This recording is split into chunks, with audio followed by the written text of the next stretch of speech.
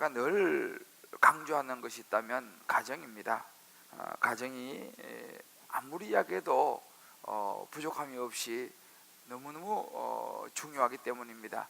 이 시대에서 많은 일들이 일어나는 출발점이 어디냐 보면요, 거의 대부분이 가정입니다. 우리가 사회에서 굉장한 무리를 일으키는 이런 부분들 근저에는 거의가 가정이 있습니다.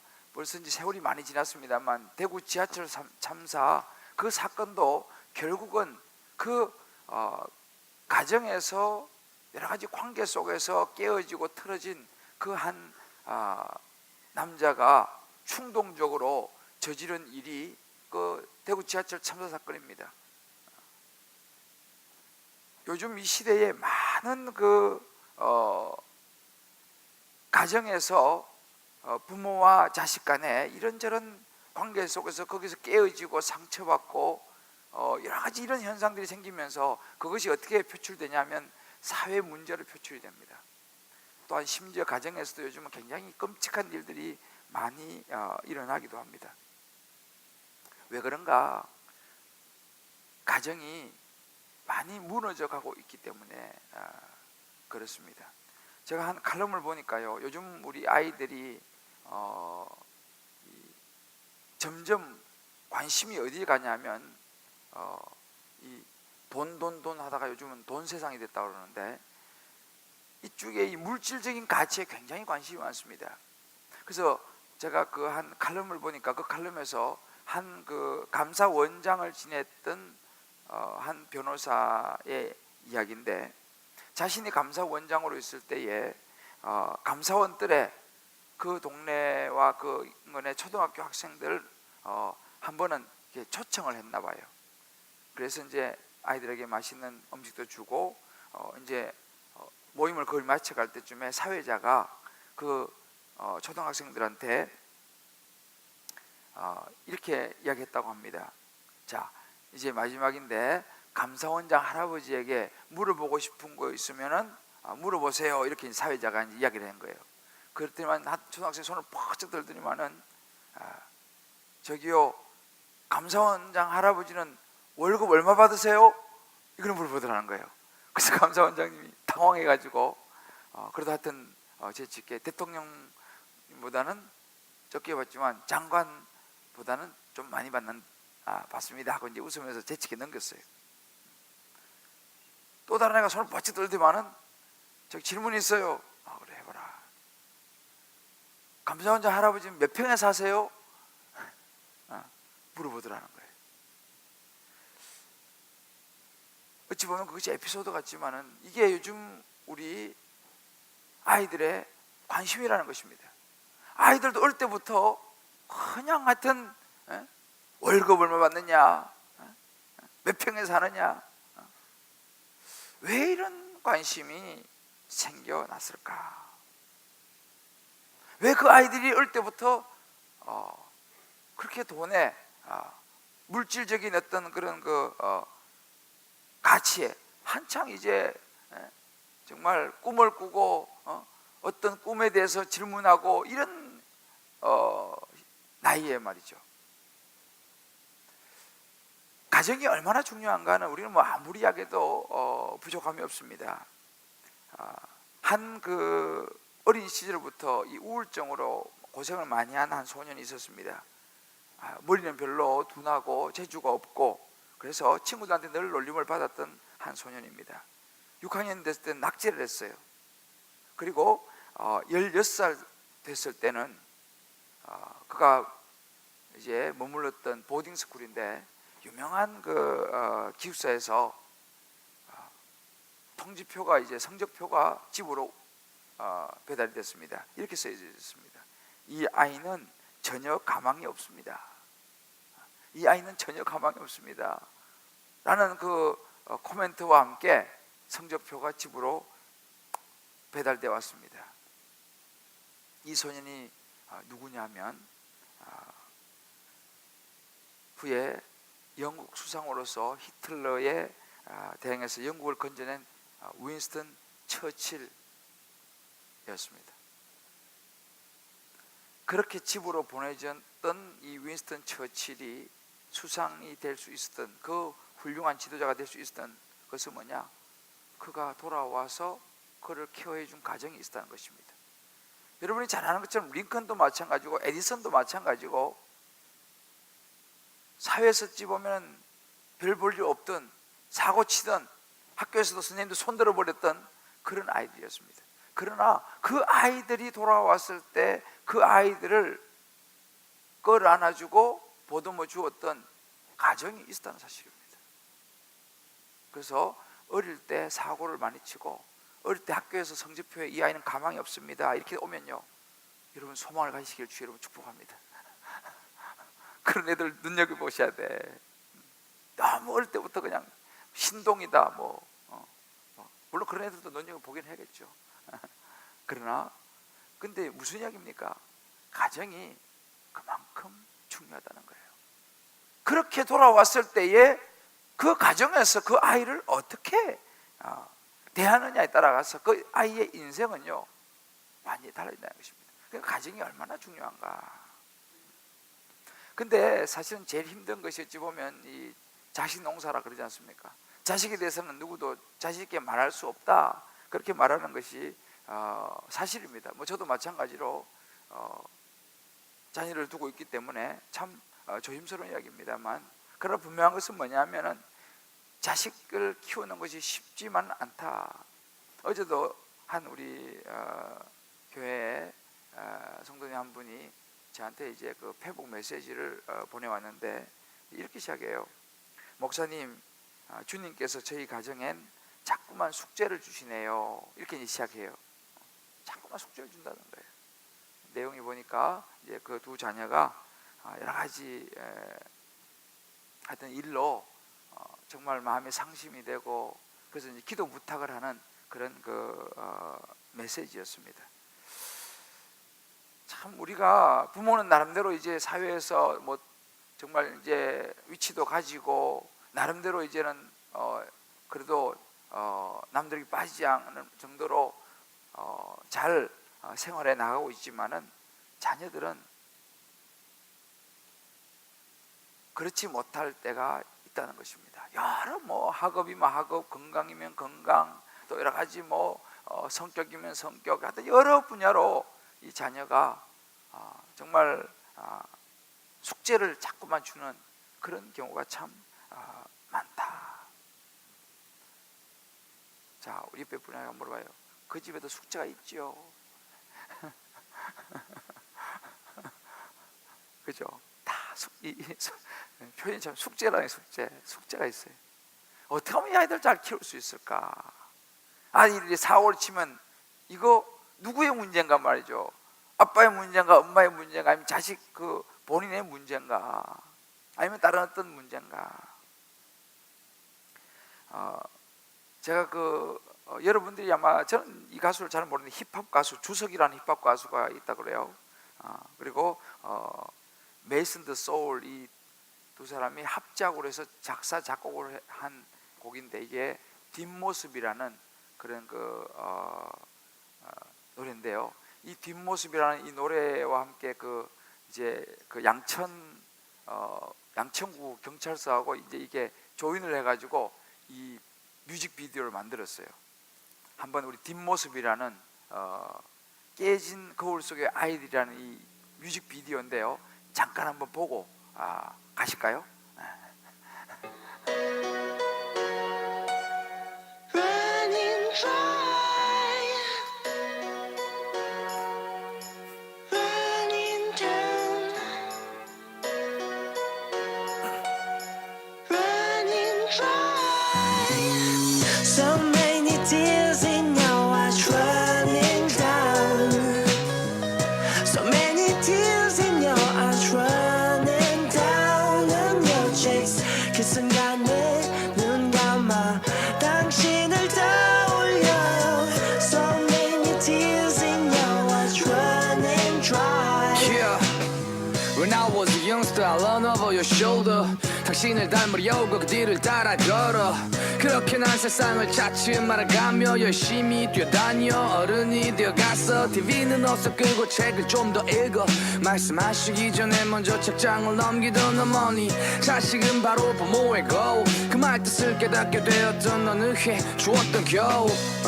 아직은 세상에 없는 내 아들과 딸, 그들에게 난 무엇을 줄 수 있을까? 봉사와 헌신, 좋은 차와 좋은 집, 아니야 아무런 대가 없는 본심. 그래 사람들은 중요시하지 통장의 잔액, 핵심을 비껴나가는 사고의 장애.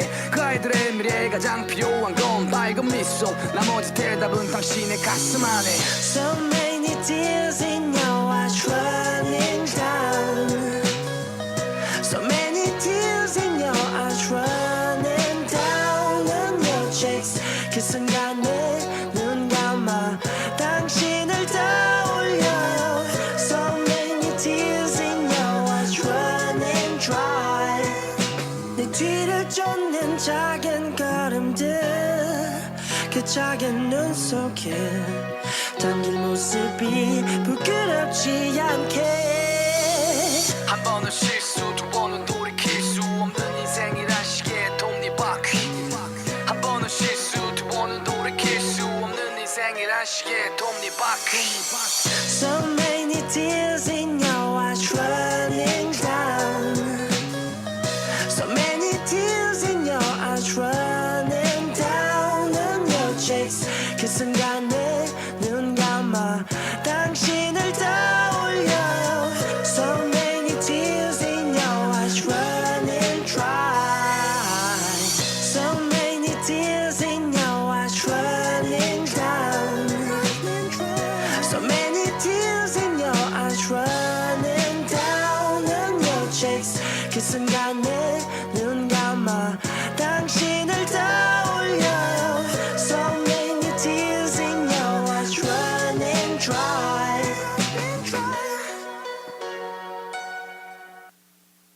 So many tears in your eyes is running down on your cheeks. 눈에 있는 그 눈물이 뺨 위로 흘려내립니다. 영어로 이렇게 하고 쭉 이제 아마 여러분 그 자막은 잘 안 보였을 건데 무슨 말인지 우리 어른들은 잘 못 알아듣죠, 노래를. 이걸 알아들으면 젊는 거고 못 알아들으면 어른이에요. 저도 그냥 이렇게 힙합으로 막 부르는 거는 못 알아듣겠더라고. 근데 이제 보면 가사가 나왔는데 아이들이 당신을 닮아 간다라는 거예요. 바퀴벌레 때문에 112 전화하면 애들도 무슨 일 있으면 112부터 누르고, 엄마가 가다가 먹고 깡통 버리면 애도 같이 버리고, 아버지가 담배 피는 걸 보면 자기도 공부하다가 연필 가지고 이렇게 자기도 모르게 이렇게 하고, 뭐 그런 내용입니다. 뭐 교통신호부터 시작해서 아이들의 눈 속에 부모가 그대로 담긴다는 것입니다. 그리고 자기도 모르게 자기도 그렇게 따라간다는 거예요.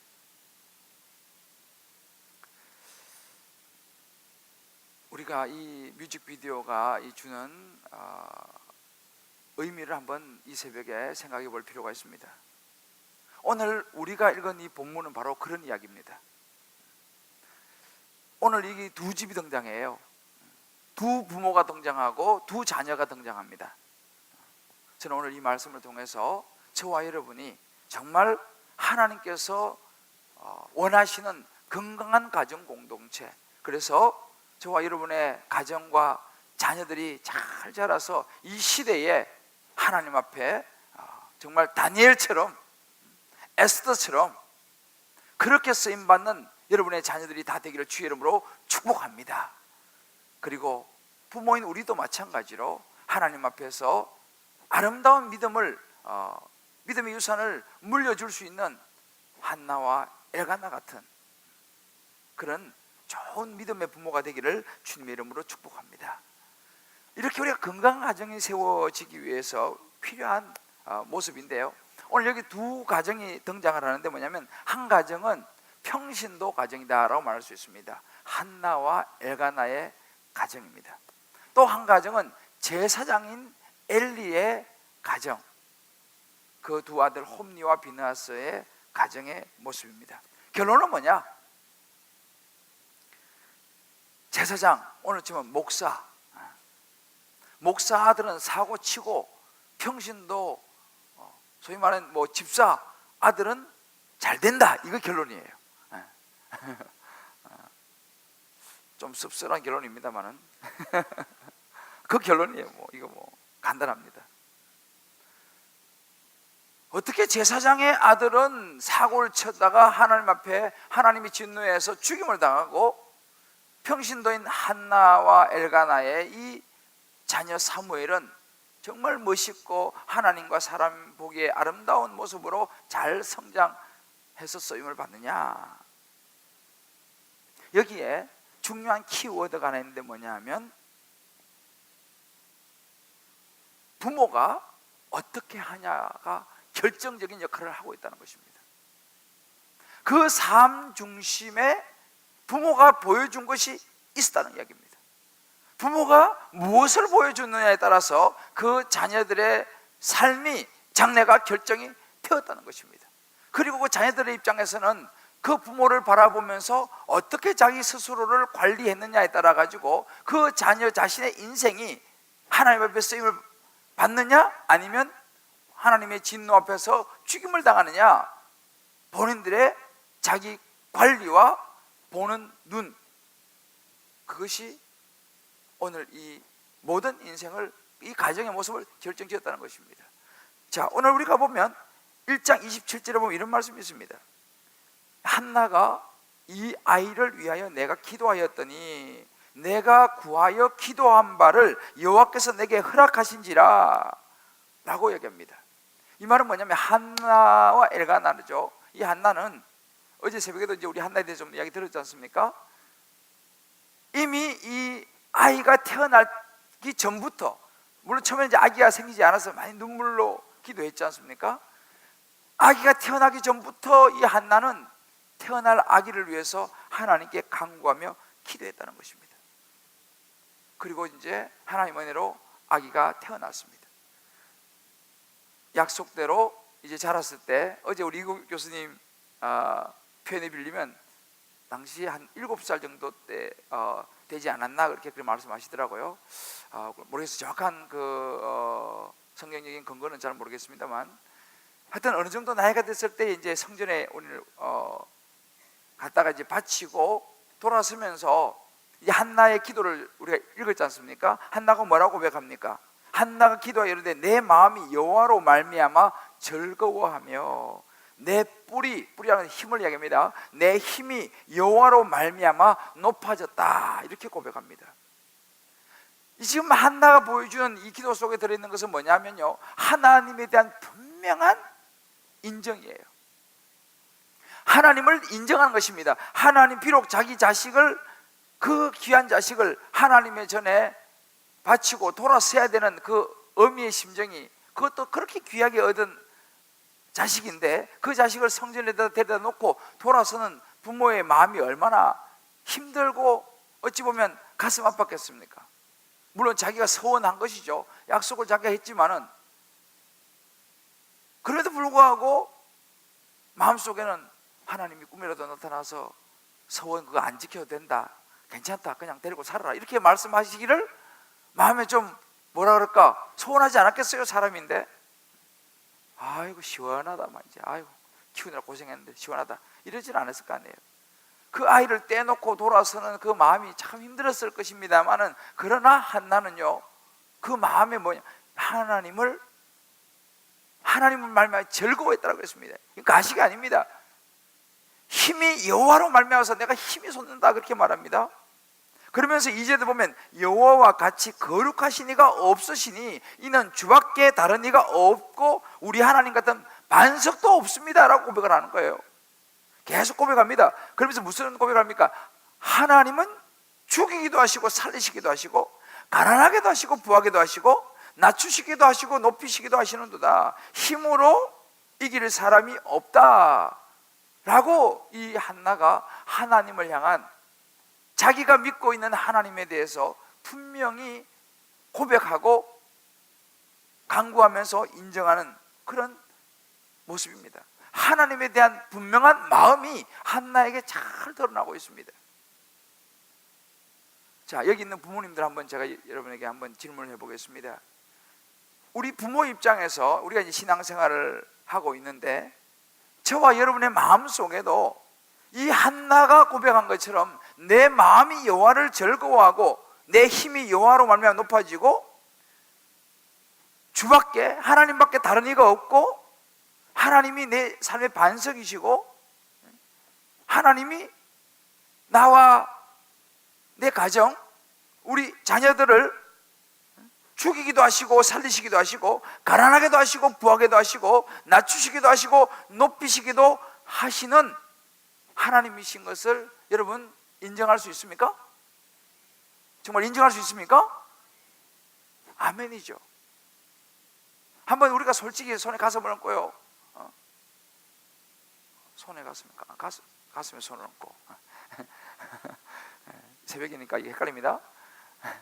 하여튼 아무 데나 얹으면 됩니다. 얹고 한번 생각해 봐야 돼요. 정말 내가 한나처럼 이렇게 고백할 수 있느냐 말이지.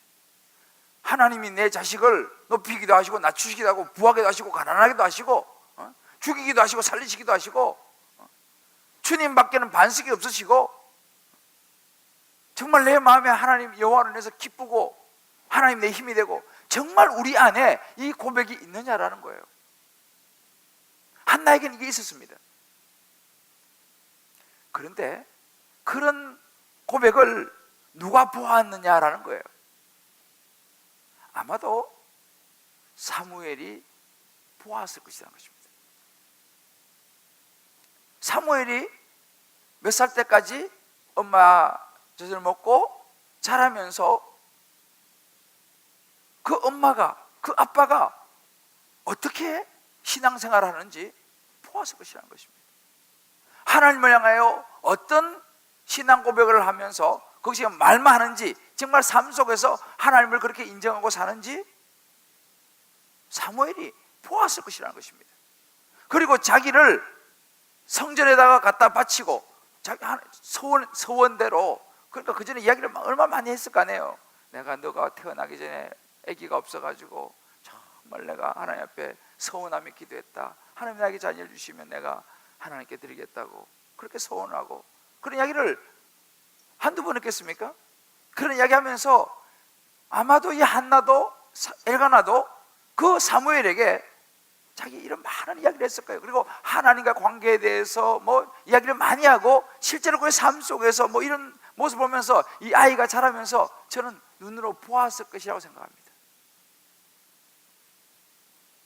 결국은 뭐냐면 이 사무엘은요 자라면서 자기 어머니 한나를 통해서 자기 아버지 엘가나를 통해서 하나님을 경험했다는 것입니다. 아, 하나님은 이런 분이시구나. 야, 하나님이 내 인생을 죽이기도 하시고 살리시기도 하시고 나를 가난하게도 하시고 부하게도 하시고 나를 높이시기도 하시고 낮추시기도 하시는, 아, 그분이 하나님이시구나. 이것을 아마 어릴 때부터 자라면서 많이 들으면서 또 자기 엄마가 자기를 실제로 나이가 됐을 때 성전에다가 갖다가 바치는 걸 자기가 당하면서 경험하면서 아, 하나님은 이런 분이시구나를 그 마음 깊은 곳에 경험했으리라 생각됩니다. 이게 사무엘이에요. 그러면서 사무엘이 3장에 쭉 가면서 2장 26절에 보면요 사무엘이 어떻게 하냐면 자라면서 이렇게 고백이 나옵니다. 아이 사무엘이 점점 자라매 여호와와 사람들에게 은총을 더욱 받더라. 은총을 더욱 받더라. 귀히 여김을 받기 시작했어요. 이 아이가 잘 자라면서 이미 이때는 성전에 들여진 다음입니다.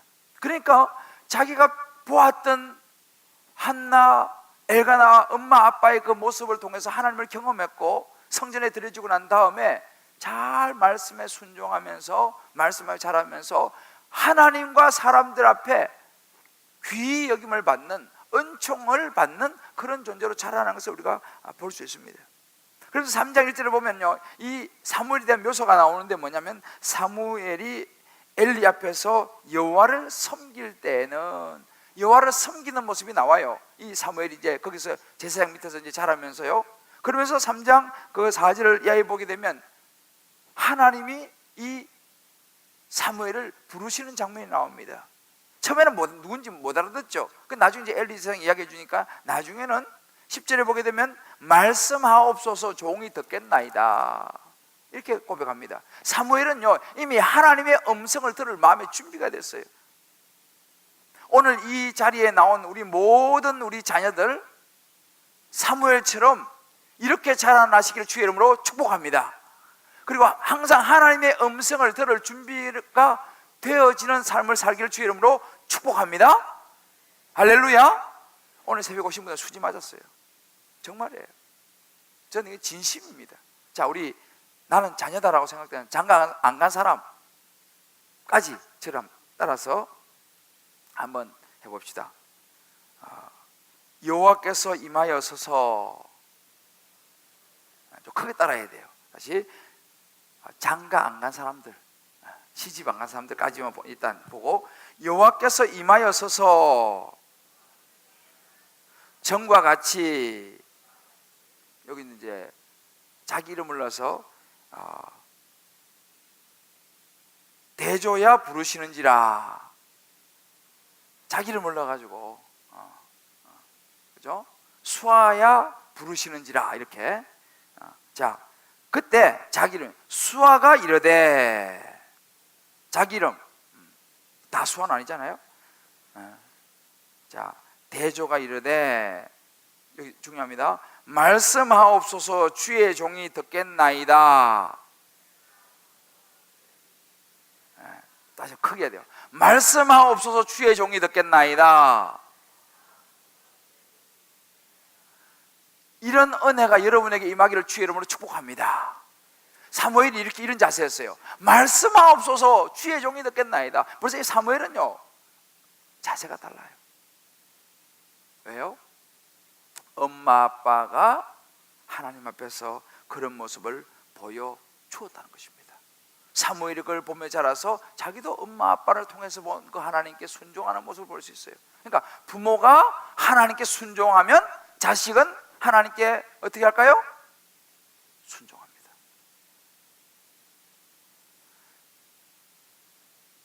나는 못하지만 너는 해.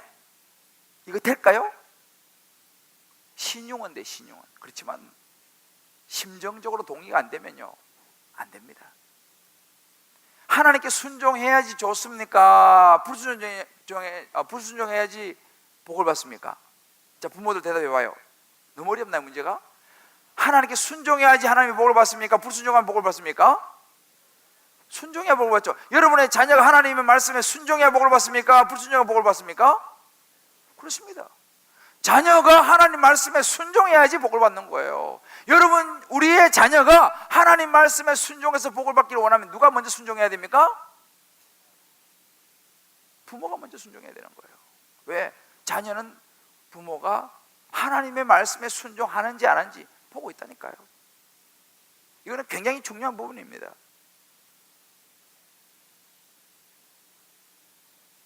반대로 엘리를 보십시오. 엘리가 어떻게 그 아들들, 여기는 아들을 둘씩이나 낳았어요. 홈니와 비느하스라는 이 아들들을 어떻게 교육했는지 사실은 여기에 성경 사무엘상에는 자세히 나오고 있지 않습니다. 홈니와 비느하스, 그들을 양육할 때에 어떤 식으로 했는지, 물론 제사장이니까 항상 성전에 제사를 드리는 역할을 했습니다. 그리고 17절에 보게 되면요, 제사장이니까 성전에 오는 사람들 축복해 줍니다. 17절에 보면 평안히 가라, 이스라엘의 하나님이 내가 기도하여 구한 것을 허락하시길 원하노라. 한나 같은 여인이 와서 막 눈물 흘리면요 축복기도 해주는 거예요. 하나님 너를 축복하기 원합니다 하고 축복기도 해주는, 우리말 목사가 교회 오면 축복기도 해주잖아요. 축복기도를 해주는 그런 제사장이었습니다. 그런데 축복기도를 해주는 제사장이었습니다만은 하나님 앞에서 얼마나 신실했는지는 성경이 말해주고 있잖아요. 이게 아이러니입니다. 제사장이었습니다만 한나는 보세요. 하나님께 기도하고 아뢰고 응답받고 이런 모습이 나오잖아요. 엘리 제사장에 대해서는 하나님 앞에 얼마나 신실했는지에 대한 묘사가 나오잖아요. 저는 사실 이 부분이 굉장히 부담스러워요. 그렇잖아요? 이 제사장의 이야기니까.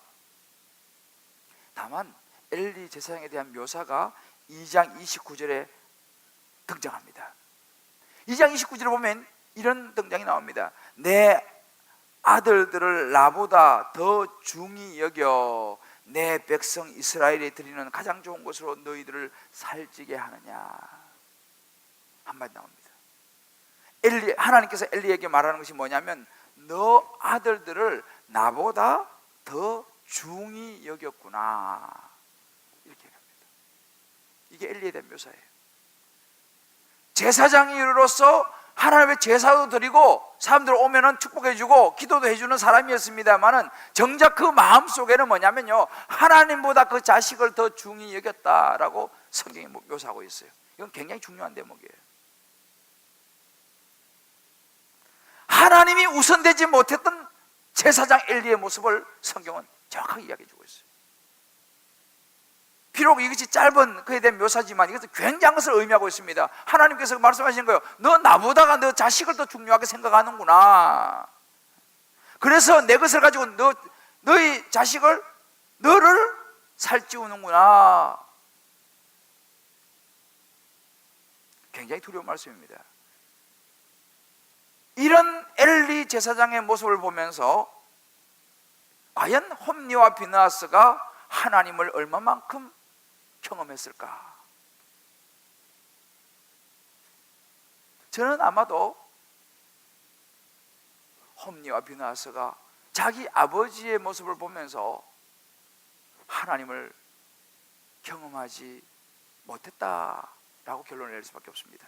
왜 그러냐면요, 오늘 12절에 보게 되면, 우리 아까 읽었잖아요. 12절 다시 한번 읽어봅시다. 12절 이렇게 나왔습니다. 12절, 엘리의 아들들은 행실이 나빠 여호와를 알지 못하더라 그랬습니다. 근데 이 한국말의 이 어수는 좀 이게 맞지 않아요. 엘리의 아들들 홈리와 비느하스입니다. 홈리와 비느하스는 행실이 나빠서 여호와를 알지 못하더라 이렇게 나왔는데, 좀 더 원어적인 해석을 제가 쭉 찾아보니까 행실이 나빠서 여호와를 알지 못한 게 아니고요, 오히려 반대로 하나님을 알지 못했으므로 행실이 나빴다, 이렇게 번역하는 게 더 타당한 번역이에요. 하나님을 알지 못했기 때문에 그 두 아들들이 행실이 좋지 못했던 거예요. 왜 그러냐? 아버지 엘리 제사장이 하나님보다 자기들도 우선시하는 것을 보았다는 것입니다. 한나하고는 반대죠. 어찌 보면요, 한나는 모든 것 죽이기도 살리시기도 부하게도 가난하게도 하시고 높이도 낮, 이것을 우리 인생은, 사무엘아 너 인생은 하나님께 달려있어. 하나님 앞에 네가 잘해야 돼. 하나님의 기쁨에 대해야 돼. 하나님 눈에 들어야 돼 라고 한나는 가르치는데, 엘리 제사장은 하나님보다 자식을 우선시하는 모습으로 자식들에게 보여줬다는 것입니다. 그러니까 이 자식들이, 엘리의 아들들은 여호와를 알지 못함으로 행실이 나빠다. 하나님을 알지 못하니까요, 그들의 행실이 올바를 수가 없죠. 다른 번역에는요, 이 우상의 아들들이다, 바벨의 아들들이다, 이렇게 표현하는 그런 번역도 있어요. 결국 무슨입니까? 여기서 말 안다라는 거, 여호와를 알지 못한 이 안다라는 이 히브리어를 똑같이 쓰는 데가 내가 찾아보니까요, 창세기 19장 8절에 보면 여러분들 소돔과 고모라 성이 멸망하기 전에 막 거기 롯의 집에 누가 들어갔으니까 사람들이 막 밖에 나와서 막 내놔라, 그런 대목이 있습니다. 그때 뭐라고 하냐면, 이 들어온 천사 그 손님을 지키기 위해서 딸을 내어주려고 합니다. 그러면서 그때 이렇게 말합니다. 내게 남자를 가까이 하지 아니한 두 딸이 있으니, 이 표현하고 똑같아요. 남자를 가까이 하지 아니한 두 딸이 있으니, 남자를 경험해 보지 못했던 두 딸이 있다. 이 표현이 동일한 표현입니다. 또 한 군데 어디냐면 창세기 42장 23절에 보게 되면, 그 요셉이 자기 형들이 찾아와 가지고 처음에 모른 척 하잖아요. 모른 척 하면서 자기 이제 형들이 말을 못 알아듣는 척 하면서 하는 그런 대목이 나옵니다. 그때 이런 대목이 나와요. 그들 사이에 통역을 세웠으므로 그들은 요셉이 듣는 줄 알지 못하였더라. 요셉은 다 듣고 있어요. 왜? 자기 나라 말이니까. 그런데 요셉은 못 알아듣는 척 하는 거예요. 그래서 이게 못 알아듣는 척 하는 모습, 알지 못하였더라, 알지 못하는 것 좀 했더라 라고 말하죠. 이것이 요 안다라는 같은 개념이에요. 다시 말하면 무슨 이야기입니까? 이 홈리와 비나스, 엘리 제사장은요, 하나님을 경험하지 못했어. 하나님을 알지 못했어. 하나님을 깨닫지 못했어요. 자기 아버지가 제사장인데도 불구하고 하나님을 몰랐습니다. 저는 사실은 이 말씀드리지만 굉장히 부담스러운 이 본문이에요. 사실은요. 제가 목사 아닙니까? 여기 우리 애들도 지금 와 있겠죠. 목사인데 우리 애들이 저를 보면서 하나님을 모르는 거예요. 아버지가 목사인데도 불구하고 하나님을 몰라. 예수를 몰라. 여러분, 이럴 수 있어요, 없어요? 있어요, 없어요? 있어요. 아버지가 목사인데도 하나님을, 예수를 알지 못하였더라. 그럴 수 있다 이 말입니다. 아버지가 장로고 권사고 집사인데도 불구하고, 아버지가 초대 장로인데도 불구하고, 어머니가 30년 40년 권사님인데도 불구하고 그 자녀가 하나님을, 예수를 모를 수 있다 이 말입니다. 어떻게 됩니까? 모르면, 하나님을 모르면요, 하나님의 자녀로 살아갈 수가 없어요. 결국은 뭐냐? 내가 목사냐, 내가 장로냐, 내가 권사냐, 집사냐, 이게 중요한 게 아니라는 것입니다. 여러분들, 얼마만큼 신앙생활 오래 했느냐, 이게 중요한 게 아니라는 것입니다. 얼마만큼 성경을 내가 해박하게 아냐, 그게 중요한 것이 아니라는 것입니다. 자녀들이 나를 보면서 하나님을 경험하느냐라는 거예요. 자녀들이 나를 보면서 예수님을 경험하느냐 이 말입니다. 여기에 판가름이 난 거예요. 한나와 엘가나 부부와 엘리의 가정 결론은 여기서 난 거예요. 하나님을 경험시켰느냐, 아니면 하나님보다 자식이 더 중요했냐 이 말이에요.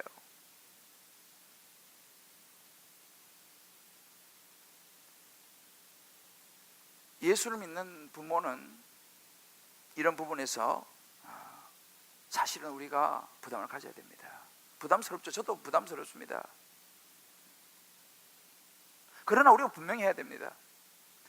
제가 이 쭉 오면서 참 곤란했던 때가 있습니다. 애가 이제 자라서 막 말귀를 알아듣기 시작했을 때, 제가 몇 번에 좀 어려운 점이 있었는데요. 말귀를 막 알아듣기 시작했을 때 우리 보통 아빠는 세상에서 누가 제일 좋아? 이렇게 물어요, 애들이.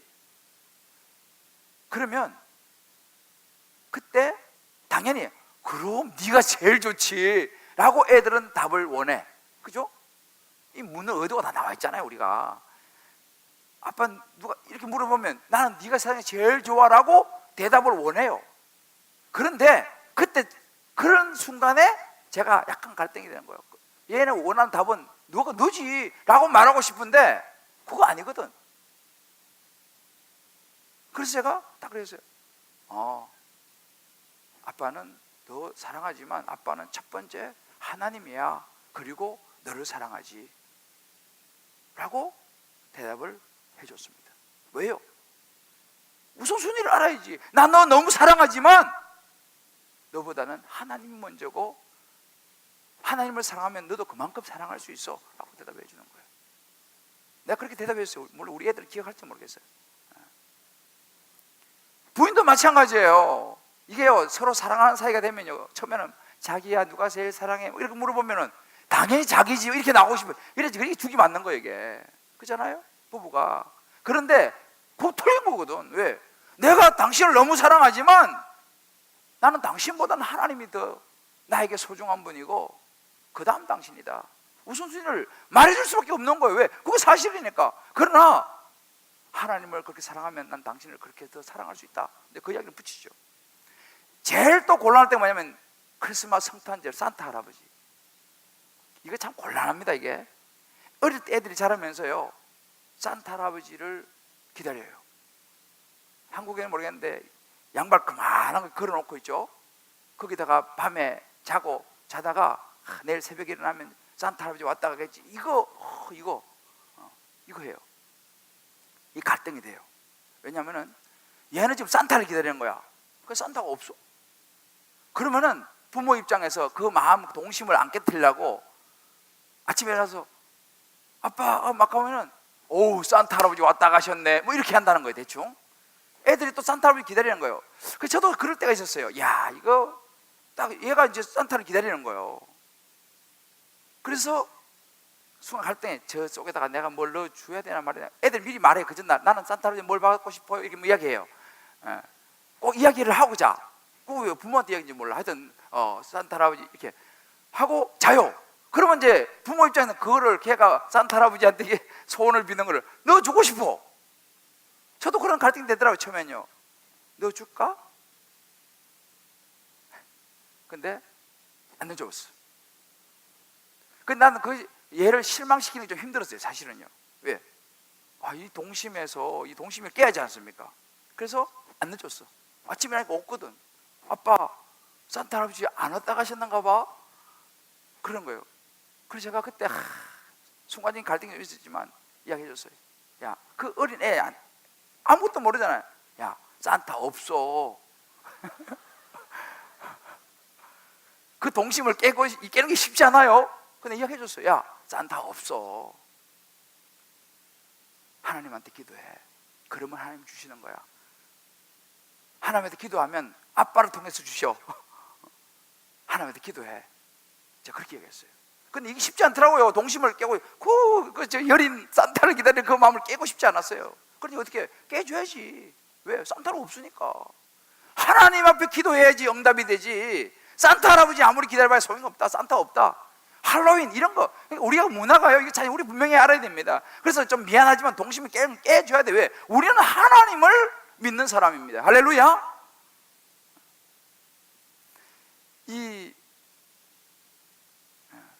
이기부 교수가요 어제 그런 고백했잖아요. 자기 너무 어제 못 오신 분들 위해서 내가 이야기를 해드릴게요. 근데 어제 좀 다 못하신 이야기에서 지난번에 오셔서 이야기 좀 했었어요. 사실은 어제는 좀 많이 안 하시더만 보니까. 근데 자기가 어제 그런 이야기 했죠. 자기 너무 가슴이 아프다는 거예요.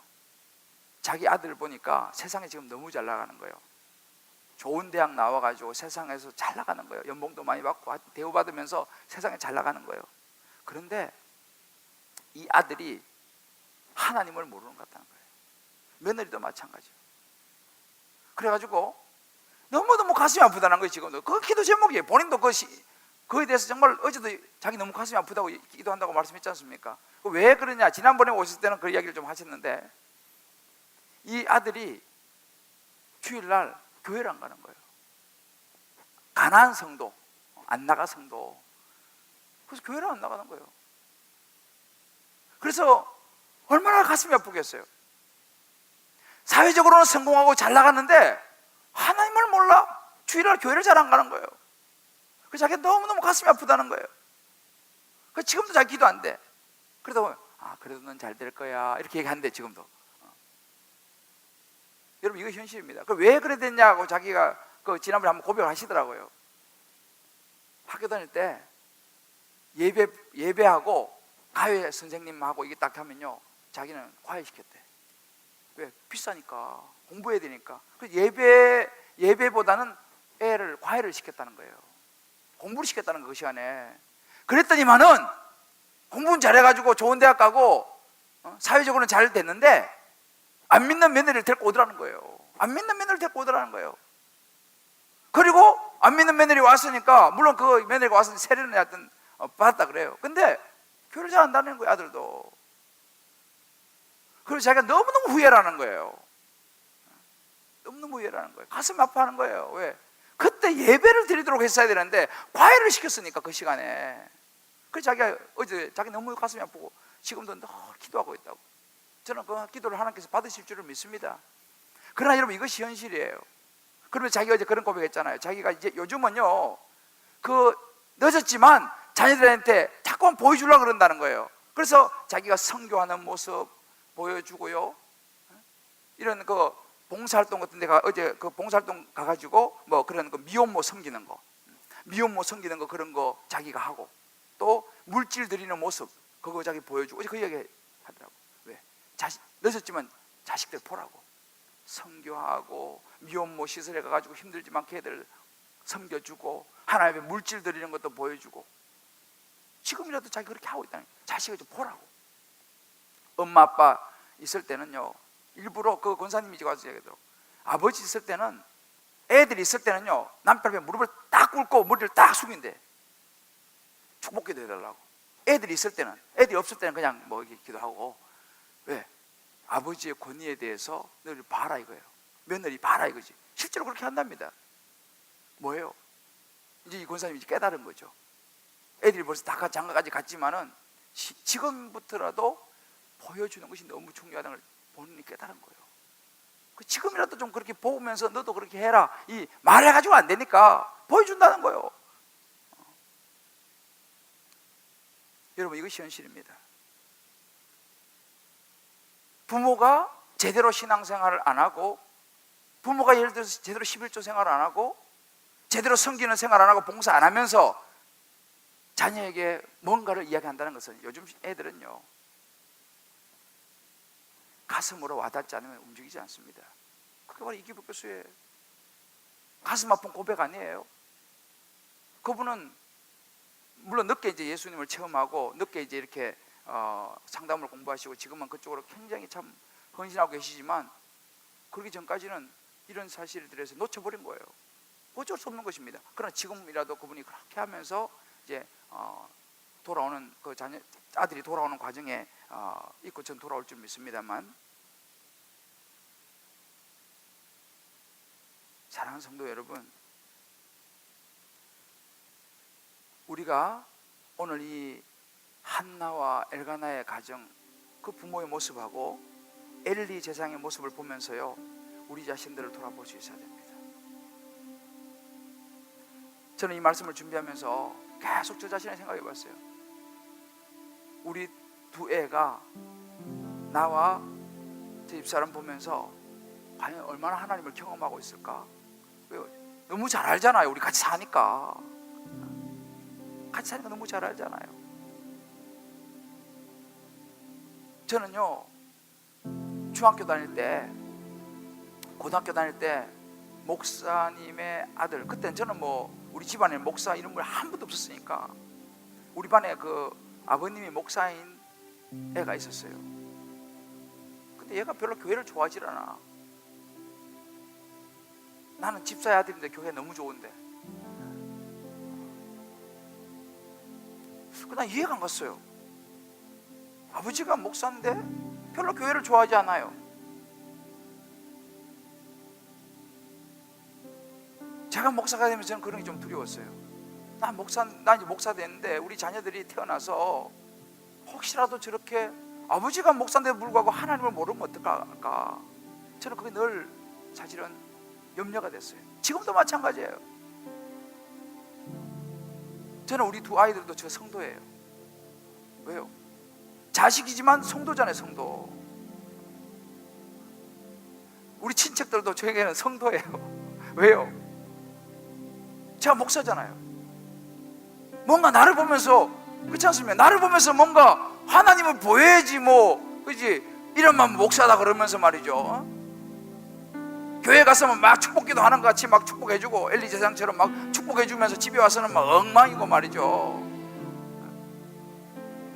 아빠, 우리 교회 가 살아요. 이런 말 나오면 큰일 나잖아. 사모님이 나는 정말 목사님하고 강대상 위에서만 살고 싶다, 이런 이야기 나오면 곤란하잖아요. 이런 거 저는 솔직히 두려워요. 그렇다고 뭐 제가 가식을 하고 그러지는 않습니다만, 저는 하나님 앞에서 한나와 엘가나와 같은 그런 부모가 되기를 원하고, 그런 삶을 살기를 원해요. 목사란 타이틀이 중요하지 않아요. 하나님은요, 스펙을 보지 않고 중심으로 오시는 분인 줄 믿으시기 바랍니다. 하나님은 껍데기를 보지 않아요. 사람은 껍데기를 볼지 모르지만 하나님은 중심을 보십니다. 다윗 보십시오. 다윗은 기름 부음을 받는데 초대받지도 못했어요. 다윗은 저 한쪽에 들에서 지키는 그런 별 볼일 없는 막내였어요. 그러나 하나님은요, 그 화려한 스펙을 가진 형들보다 덜에 있는 다윗의 중심을 보시고 다윗을 불러서 하나님의 종으로 세운 줄 믿으시기 바랍니다. 자, 옆에 한번 이야기해줘요. 스펙보다 중심을 하나님은 보십니다. 할렐루야.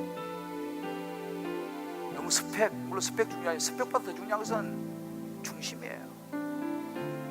저를 비롯한 우리 부모 여러분들, 오늘 여기에 계신 분들, 좀 우리 하나 앞에 결단해야 됩니다. 사무엘상 2장 19절에 이런 말씀이 있어요. 그의 어머니가 매년 드리는 제사를 드리러 그의 남편과 함께 올라갈 때에 작은 겉옷을 지어다가 그에게 주었더니, 이제 성전에 있으니까 때가 되면 겉옷을 지어가지고 자기 아들한테 갖다 주는 거예요, 엄마가. 그러면서 무슨 이야기 있겠습니까? 여러분, 우리가요 이렇게 하나님, 내가 경험한 하나님을 나누는 것은 대화가 굉장히 중요해요. 대화가요, 마음의 소통이 굉장히 중요합니다. 그래서 자녀들하고 사실은 우리가 대화를 많이 해야 돼요. 저도 이런 부분에서 좀 부족한 것이 있습니다만 노력을 해요. 양보단 질로 제가 성부를 걸리고 저는 애를 씁니다. 양으로는 내가 다 채워줄 수가 없어요. 짧은 시간이라도. 그래서 내가 설교 준비하다가요, 집에서 콜이 왔어요. 아빠 호떡 구워 먹자 그래가지고 내가 갔겠어 안 갔겠어요? 제가 설교 준비하다가 나 집에 갔어요. 제가 오늘 이 설교도 해야 되니까. 근데 내가 갔어요. 가서 같이 호떡 구웠어요. 제가 호떡 반죽해가지고, 내가 옛날에 호떡 장사에 제가 느낌 아니까 제가 한 달 호떡 장사 했잖아요. 그래서 딱 구워가지고 내가 호떡 딱 뭐 시간이 많이 걸리지 않지만 호떡 구워 우리 같이 나눠 먹었어요. 그리고 빨리 물 넣거라 하고 또 제 설교 준비하고. 왜요? 대화가 필요해요. 한나는요 이런 식으로 대화를 했어요.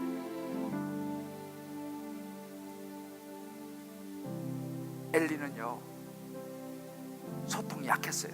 그 성경에 사무엘상 2장 23절 24절 읽어보면은 내 아들들아 그리하지 말라, 내게 들리는 소문이 좋지 아니하니라, 뭐 이런 대화가 나와. 여러분 가서 자세히 한번 읽어보세요. 그 대화에는요 깊은 소통이 없어요. 유대인들을 깊이 연구한 학자들의 이야기를 들어보면요, 유대인의 힘은요, 유대인의 그 지혜의 힘은요 어디서 나오냐면 가족에서 나온다고 그래요. 이건 유대인을 아주 많이 연구한 학자의 이야기입니다. 제 얘기 아니고 가족에서 나온다는 거예요. 어떤 가족이냐, 유대인들은요 꼭 저녁 식사는 대도 같이 한대요. 저녁 먹으면서 대화한대. 그리고 주말 저녁은 꼭 만나서 같이 밥을 먹으면서 대화한대요. 이것이 유대인의 힘이다 라고 그러더라고요. 이게 굉장히 중요합니다. 대화가, 물론 우리 요즘 현대가 참 시간이 짧아가지고 그러기 어렵지만은 너무 중요한 거예요. 소통. 많은 문제가 소통에서 문제가 생기는 것입니다. 저는 오늘 여러분들과 말씀을 마무리하면서 우리가 이 말씀을 듣고 그친 게 아니고 적용을 한 가지 해봤으면 좋겠어요. 올 2014년도 한 해 어떤 적용을 하느냐, 우리 부모가 먼저 하나님 중심으로 살아갈 것을 저와 여러분이 결단하시기를 주의 이름으로 축복합니다. 할렐루야. 내가 먼저 자녀들 보기에 하나님이 진짜 살아계신 것처럼 내가 행동해야 되는 거예요. 나는 하나님 살아계시는 것처럼 행동도 하지 않으면서, 내가 정말 하나님 살아계신다면, 정말 하나님이 이 자녀를 책임지는 것을 내가 믿는다면요, 그렇게 행동해야죠. 우리가 그렇게 하나님께 드려야죠. 그렇게 섬기고 그렇게 봉사해야죠. 쉽지 않습니다만 여러분들 모두 가정에서 목사들이에요. 가정에 여러분, 가정의 제사장들입니다. 가정들 아니에요. 그러면 우리가요 책임을 져야 되는 거예요. 부담스럽지만 해야 됩니다. 자, 우리 장년들만 서로 옆에 보면서 이야기해줘요. 우리가 바로 가정의 제사장입니다. 우리를 보고 자녀들은 자랍니다. 이런 면에서 여러분 집안의 성도들을 위해서라도 여러분들이 하나님 앞에 어떤 모습으로 서야든지 그거를 가식이 아니라 진심으로 보여줘야 돼. 이야기해줘야 돼. 공부도 중요하지만 하나님의 앞에 바로 서는 것이 중요하다. 이야기해줘야 돼요. 그리고 여기 있는 모든 자녀들은요, 그런 부모들의 모습을 보면서 여러분들도 하나님을 경험하게 되시길 주의 이름으로 축복합니다. 그러나 혹시 여러분들 중에서 아직 안 믿는 부모라든지 뭐 그런, 내가 볼 때는 우리 부모를 통해서 도저히 하나님이 안 보인다, 뭐 이런 분들 혹시 자녀들이 계시면요, 여러분들이 하나님을 보여줘야 돼요. 할렐루야. 여러분들이 하나님을 부모에게 보여줘야 돼. 반대로, 왜? 우리 부모는 믿음이 없고 아직 그렇게 안 된다라고 판단되어지는 자녀가 있으면요, 여러분들이 하나님을 경험하고 그 경험한 하나님을 부모에게 보여줘야 돼. 야, 너 요즘 왜 달라졌어? 요즘 게임 안 해? 왜 이렇게 공부 열심히 하냐? 제가요, 요즘 하나님이 저한테 공부 열심히 하라 그래요. 아유, 하나님 저 게임한 거 싫어해서 열심히 이제 공부하려고 그래요. 여러분, 이렇게 자녀들이 한번 이야기해 보세요. 바로 그 주에 부모님 전도됩니다. 왜요? 부모가 보면서, 야, 그 하나님 그거 괜찮네. 야, 하나님 교회 가더니만 얘가 바뀌네. 나도 교회 한번 가볼까? 이렇게 되는 거예요. 우리 자녀들 잘 들으세요. 여러분을 통해서 부모가 하나님을 경험하는 거예요. 그런데 맨날 아빠 교회 가야 돼 막 그런 말을 하면서도 너 공부도 안 하고 그냥 게임이나 하고 놀러나 다니고 사고나 치고 이러면 그 부모가 하나님을 볼 수 있어요? 우리를 통해서요? 안 보이지. 자녀인 우리도 내가 정말 하나님을 사랑하는 거, 하나님을 원하신다면요, 나의 모습을 통해서 부모가 하나님을 만날 수 있어야 됩니다. 할렐루야. 자녀가 그렇게 했어요. 하나님 보여주면 돼요. 제일 전도를 잘하는 것은 그거예요. 부인들이 남편을 제일 전도 잘한 건 뭐예요? 그 부인을 보면서 남편이 하나님을 볼 수 있어야 돼요. 하나님이 좋아져야지 오지. 그렇잖아요. 남편이 부인 보면서 하나님이 마음에 들어야지. 옛날에는 이 정도 하면 막 화를 내고 막 들어가고 이랬는데 요즘 안 들어가네. 이 대목에서 화를 안 내네. 옛날에는 한번 틀어지면 사흘 갔는데 이제는 하루 정도밖에 안 가네. 뭐지? 이렇게 할 때 찾아보니까 이 부인이 교회를 다니는 거야. 그러면 이제 남편이 그거 괜찮네 이러면서 하나님을 가까이 오게 되는 거예요. 그 부인이 남편을 전도 잘하려면요, 부인이 하나님을 경험해야 돼요. 그래야지 그 부인을 보면서 남편이 마음이 동하지. 교회만 갔다 오면 갑자기 막 화를 내면서 막 사탄을 물러가려 있었고 막 갑자기 이러면 안 돼요.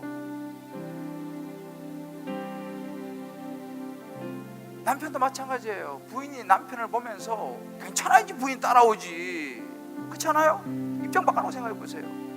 하나님을 경험하는 삶을 보여줘야 돼. 그래야지 우리 자녀들이 따라오고, 부모들도 예수 믿고, 남편, 부모, 자녀도 마찬가지입니다.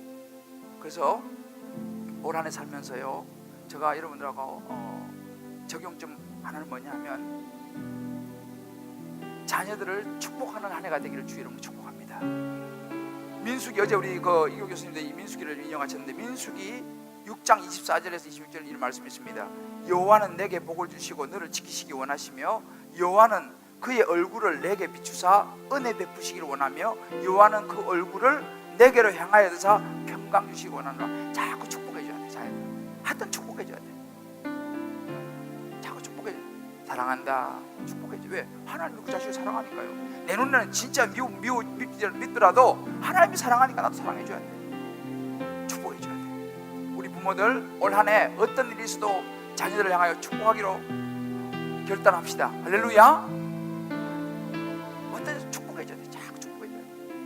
물론 잘못한 것은 책망해야 되지만은 자꾸 축복해 줘야 돼. 그리고 중요한 것도 하나는 뭐냐면, 저는 올해요, 저와 여러분이 올 한 해 동안 적어도 한 달에 한 번은 가정 예배를 드리도록 결단했으면 좋겠어. 한 달에 한 번, 아니요, 한 달은 쉽지 않아요. 금방 가요. 한 달에 한 번은 내가 가정 예배를 드리겠다.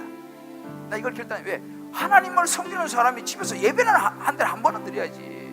그래서 한 달에 한 번은 내가 가정 예배를 드리겠다. 한 달에 한 번은 온 가족이 토요 새벽 기도, 토요는 우리 새벽 금요 기도에 한 달에 한 번은 나같이 나서 기도하겠다. 아니면 한 달에 한 번은 우리가 온 가족 새벽 기도 아무리 날 정해가지고 가겠다. 이런 걸 여러분 한번 정해보세요. 오늘 집에 가셔가지고 우리는 한 달에 한 번 예배 드리자. 자기 해서 딱 날짜를 정하시고, 매주 첫 주 무슨 토요일 이렇게 한다, 주일 한다든지 한 달에 한 번 예배 드리는 거, 한 달에 한 번 금요 기도에 가는 거, 기도해야 되니까. 한 달에 한 번 새벽 기도 가는 거, 이거 한번 여러분 시도해 보세요. 온 가족 전부 다 이렇게 해서 하나님께 예배하는 생활, 기도하는 생활 한번 여러분 결단해 보세요. 두 번째는 뭐냐면 대화의 시간을 갖는 거예요. 한 달에 한 번은 무조건 자녀들을 위해서 시간을, 몇 시간을 내서 무조건 자녀들하고 논다, 대화한다. 우리 집 애들이 제일 좋아하겠지만 저도 노력할 거예요. 한 달에 한 번은 가족들과 함께하는 시간을 갖는 프로젝트를 아예 계획을 잡아버리는 거예요. 계획을 잡아버리는 거예요. 한 달에 한 번은 뭐 1시간이든 2시간이든 아니면 한나절이 되든 내가 가족과 함께한다. 우리 자녀들 위해 시간을 내준다. 우리 여기 다 큰 자녀들도 마찬가지 결단하셔야 돼. 부모님 위해 시간 좀 내드려야 돼. 여러분들이 부모님 외로워요. 다 컸다고 그냥 부모님하고 이렇게 하면 안 돼. 여러분들도 여러분 친구들하고 노는 시간들 좀 내가지고 부모하고 놀아줘야 돼. 할렐루야. 우리 젊은이들은 부모님들 여러분하고 놀기를 원해요. 이게 반대예요, 반대. 애들은 부모하고 놀기를 원하고 부모가 나이 들면요 자식하고 놀기를 원해. 그 자식이 바빠서 시간을 안 내줘. 그러면 안 돼요. 서로 결단해야 돼. 적어도 나는 이렇게 올 2014년도에는 우리 가정에서 일단 한 달에 한 번 예배, 한 달에 한 번 새벽기도, 한 달에 한 번 금요기도에 같이 오는 거, 하여튼 기도 시간, 그리고 한 달에 내가 한 번 몇 시간이라도 자녀들과 내겠다, 부모와 내겠다. 결심하는 사람, 서원까지 그러면 무서우니까 결심하는 사람 손 한번 들어봐요. 아무도 결심을 안 하시라고. 결심은요 무너질 수도 있어요. 괜찮아요. 다시 작심삼일하면 다시 또 작심삼일 또 하면 돼. 진짜 나는 2014년도에 진짜 이거 내가 한번 실천해 보겠다. 손들 한번 들어봐요. 다 될 때까지 안 내릴 거예요. 결심도 못해요. 결심했다가 무너지면 무너지는 거지 뭐. 다시 여기다가 손을 확 대는 거예요. 결심했다가 무너지면 또 무너지는 거예요. 다시 또 결심하면 되니까. 나는 2014년도에 이렇게 정말 예배 생활, 기도 생활, 우리 온 가족과 함께 또 자녀들과 함께 시간 내는 거, 내가 한번 올 한 해 한 달에 한 번씩은 꼭 한번 내가 하는 거 시도해 보겠다. 손 들어봐요. 할렐루야. 사진 다 찍어 이거. 손 내리세요. 그렇습니다. 여러분 신앙생활은요 작은 것부터 시작하는 거예요. 할렐루야. 저도 노력할 거예요. 저도 사실은 얘가 우리 애들하고 시간을 내가 거의 저는 좀 미안하지만 거의 사실 못 내요. 나도 이제 결단했어요. 한 달에 한 번은 내가 몇 시간이라도 꼭 우리 애들하고 내가 놀아줘야겠다.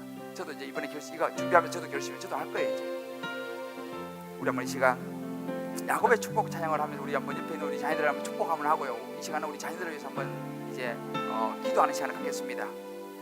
너는 담장 너머로 뻗어나무.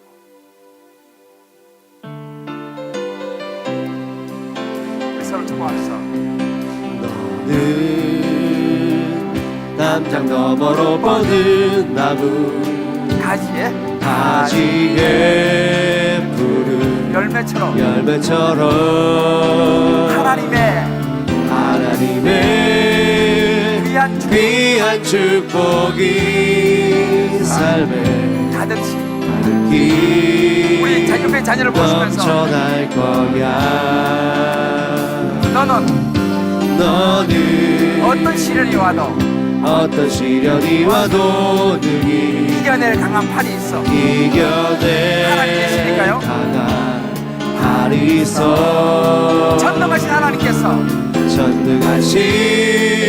덤을 두드리시면서 하나님께서 너와 언제나 함께 하시니 너는 하나님의 사랑. 우리 자녀들 너는 하나님의 사랑, 아름다운 하나님의 사랑. 나는 널 위해 기도하며 내 길을 축복할 거야.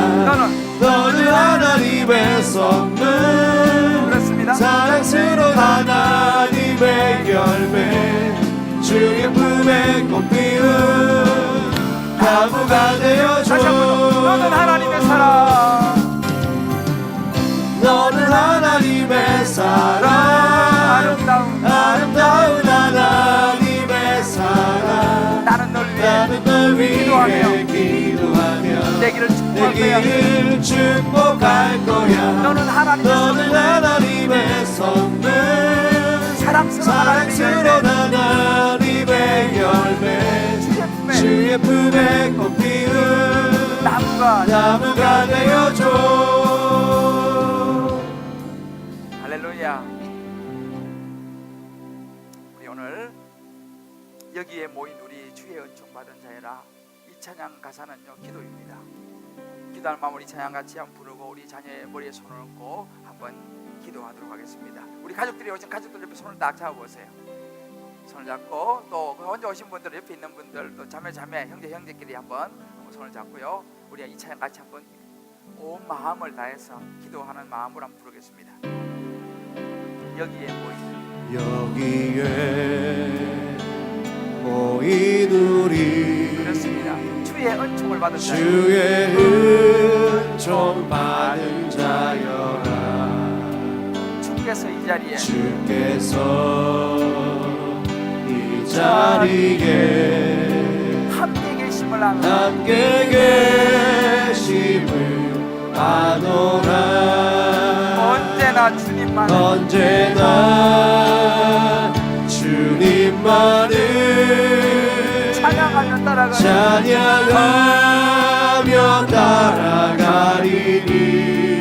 시험을 당할 때도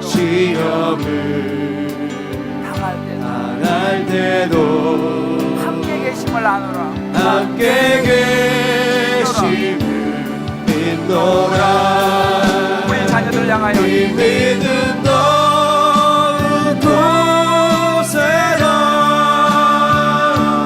주가 지켜주신다.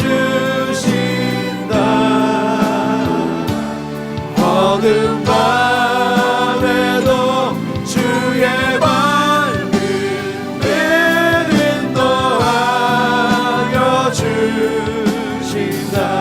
주님이 뜻하신 일 우리 자녀를 향하여 주님이 그렇습니다. 뜻하시니 때로 살아가다가 헤아리기 어렵더라도 헤아리기 어렵더라도 언제나 주님 뜻 안에서 언제나 주 뜻 안에 내가 있음을 아노라. 내가 있음을 아노라. 사랑의 말씀들이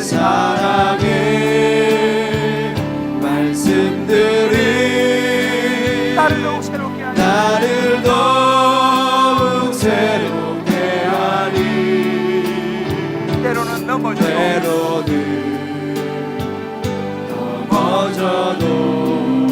최우선기를 믿습니다. 최우승리를 믿노라. 이 믿음 높으세요. 이 믿음 높으세요. 주가 지켜주신다.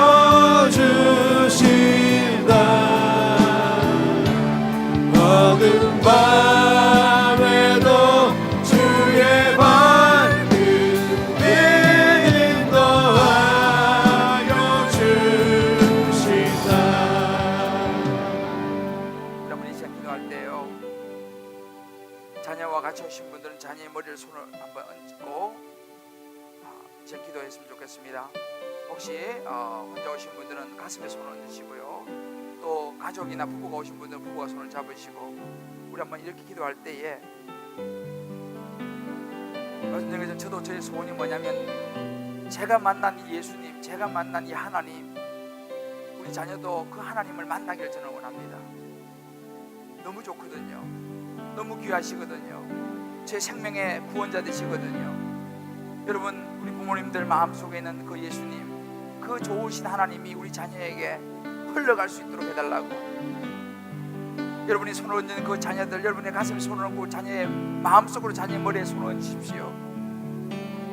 기도할 때 하나님, 정말 이 자녀가 하나님의 은총을 받게 하여 주옵소서. 하나님의 기쁨이 되게 하여 주옵소서. 믿음으로 이 험한 세상을 승리케 하여 주옵소서. 때로 헤아리기 어려운 일이 온다 하더라도 하나님의 뜻 안에 있는 것을 믿고 승리케 하여 주옵소서. 저를 따라서 한번 외치고 우리 자녀를 위한 축복하는 기도를 한번 하고 제가 이제 안수하는 기도를 하겠습니다. 저를 따라 한번 기도해 봅시다. 주여 이 자녀를 축복하여 주옵소서. 주여 이 자녀를 축복하여 주옵소서. 하나님의 아들 딸이 되게 하여 주옵소서. 하나님의 아들 딸이 되게 하여 주옵소서. 믿음으로 성례케 하여 주옵소서. 믿음으로 승리케 하여 주옵소서. 하나님의 얼굴을 비추어 주옵소서. 하나님의 얼굴을 비추어 주옵소서. 하나님의 복을 주옵소서. 하나님의 복을 우리 주 앞에 주옵소서. 기도하겠습니다. 주여 하나님 아버지, 하나님 아버지, 하나님 하나님 아버지, 하나님 복을 허락하여 주시옵소서. 하나님의 아베도 주의 밝은 빛 인도하여 주신다. 하나님 아버지, 사랑하는 우리 자녀들의 머리에 손을 얹었습니다. 하나님 주신 귀한 선물입니다. 오늘 같이 나오지는 못했지만 그 자녀를 생각하며 가슴에 손을 얹고 마음으로 그 자녀들의 머리에 손을 얹었습니다. 하나님, 자녀를 위하여 기도한 이 기도가 하나도 땅에 떨어지지 않을 줄을 믿습니다. 하나님, 넘치도록 우리 부모의 기도가 그 자녀에게 임할 줄 믿습니다. 하나님께서 우리 자녀들에게 복을 주시고 지켜주시기를 원합니다. 하나님의 얼굴로 우리 자녀에게 비추사 은혜 베풀어 주시기를 원합니다. 주여, 우리 자녀를 축복하여 주시고 이 험한 세상에 끝까지 믿음 붙들고 승리할 수 있는 우리 자녀들이 되게 하여 주옵소서. 하나님, 우리 자녀들에게 건강을 회복시켜 주옵소서. 하나님, 지혜를 주옵소서. 청명을 주옵소서. 솔로몬의 분별력을 주옵소서. 악한 세상으로부터 하나님께서 지켜 보호하여 주시옵소서. 자녀를 향하여 간구하는 그 가족의 기도를 주님 받으시고 부모의 기도를 받으시고 그 자녀에게 넘치는 은혜와 복으로 충만케 하여 주옵소서. 주님께서 우리 부모의 축복의 기도를 받으시고 역사하실 줄을 믿고 예수의 이름으로 간절히 기도합니다. 아멘.